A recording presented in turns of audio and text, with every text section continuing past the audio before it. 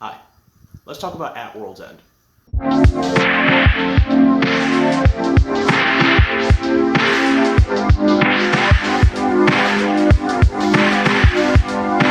Musical styles are still a very important form of communication for our young people.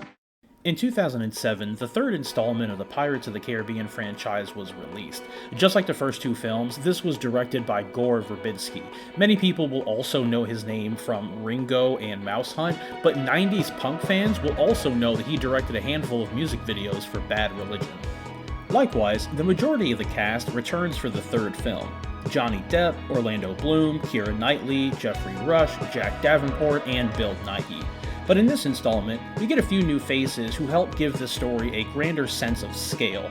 Chow Yun-fat, Hakeem K. Kazim, and Takayo Fisher, who play Captain Sao Feng, Captain Jocard, and Mistress Cheng respectively, are these other mythic-level personalities from other areas of this world who really knock their roles out of the park, no matter how brief. Now, I could gush about the amazing score put together by the incredible Hans Zimmer, or the gorgeous set pieces and wardrobes, or the fact that this film alone costs more to make than the entire Lord of the Rings trilogy, but you're not here for that, are you? You're here for me to give you that good stuff, right? Well, rest easy, chooms, because what I really want to talk about first is how this story could have served as both the start and the end of the pirate story.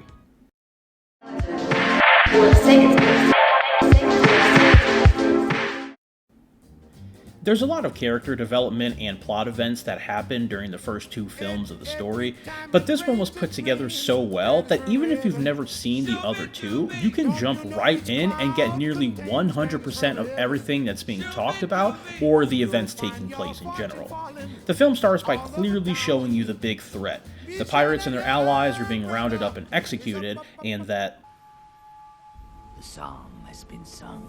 From there, you meet three of the main characters, Elizabeth, Barbossa, and William. Now, sure, you won't know what Will went through for Elizabeth in the first film, but there are many points throughout the story that show you that they care for each other.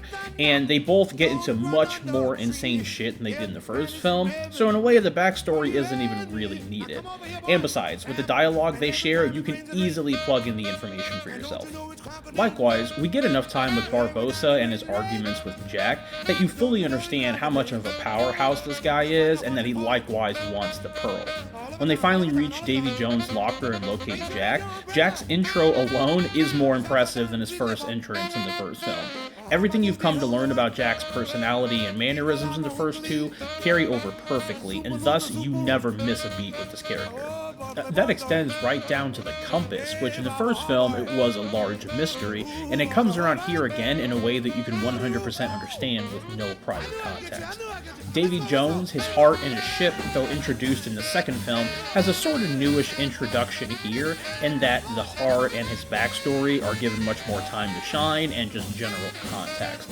And again, it's so much so that you're not missing anything from the second film, unless you want to count that strange fight on the moving wheel, which, no, I don't. Every other character present in the film likewise follows similar paths and never leaves you guessing about where someone ended up. The film begins with our three main heroes, Will, Elizabeth, and Jack, all having goals, and by the end they reach them in one degree or another. Elizabeth wanted the pirates to stand and fight, rather than simply continue to run and hide until they're systematically wiped out, and ends up becoming the new pirate king, leading them into battle. And side note, yes, I said king, I know she's female, but that's the title they gave her. They straight call her that, so don't yell at me, yell at the film. What say you, Captain Swan, king of the Brethren Court? Will wanted to save his father from being enslaved to Davy Jones, and he ends up becoming the new captain of the Dutchman, freeing his father. You're no longer bound to the Dutchman. You're free. Aye, that's a fine thing, but by my reckoning, I still have a debt that has to be paid, if you'll have me. On the wheel then, Mr. Turner. Aye, Captain Turner. Jack started the film wanting to be the head of the Dutchman so he could live forever, but learned pretty quickly that immortality is not all it's cracked up to be, and he ends up giving up his goal to save Will's life instead.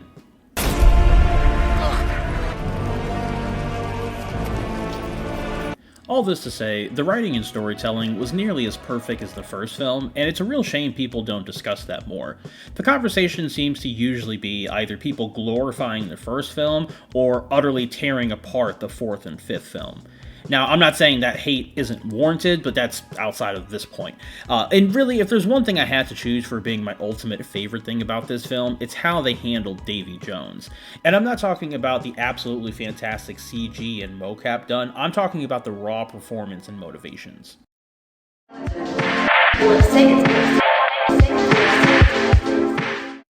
Now, to make it clear, yes, Davy Jones has become a cruel monster by the time we meet him in the second film. But what changes in the third film is that the audience is able to see just how heartbroken and alone he really feels. The first time we see him in this film, he's in his room alone, playing an organ and borderline crying to himself.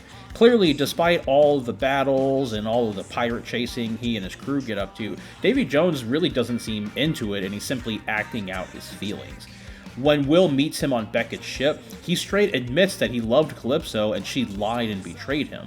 What's more, when Davy Jones goes to see Calypso when she's in the brig, she straight admits that, yeah, she didn't hold up her end of the deal, and it's just because it's, quote, what she does. And it's a crazy small line, but it really makes you understand just how much anger and pain he's had to sit with presumably hundreds of years. I mean, of course that's going to warp you and turn you into a monster. Honestly, I see Calypso as more of the bad guy in the situation than I do Davy Jones, and again, that's not a conversation I often hear. And as small of a detail as it may appear at first, it is really telling that when Calypso is released and Davy Jones sees the storm forming in the sky, the very first thing he does is grab at his chest where his heart would be. Before the rain hits him and before he even lets out a tear, he can already feel her now that she's free. And it's small tidbits like that throughout the film that really make it stand out within the franchise. And before we wrap this up, I also wanted to mention how it's pretty interesting that the sword that Will originally forged for Norrington in the first film, which Norrington reacquires at the start of this film, eventually ends up being plunged in Will's own chest. It's just kind of funny how something like that comes full circle. Also, at the very end, when Jack is walking down the pier with the two women, you can clearly see his mom's shrunken head dangling from his belt. He's an absolute creep for that. Permission to speak freely, sir? Go ahead. That's really fucking gross. But I'm curious, what do you think?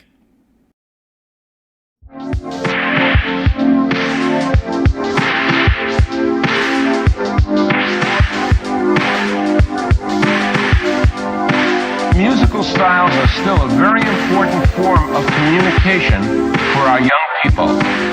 Hi.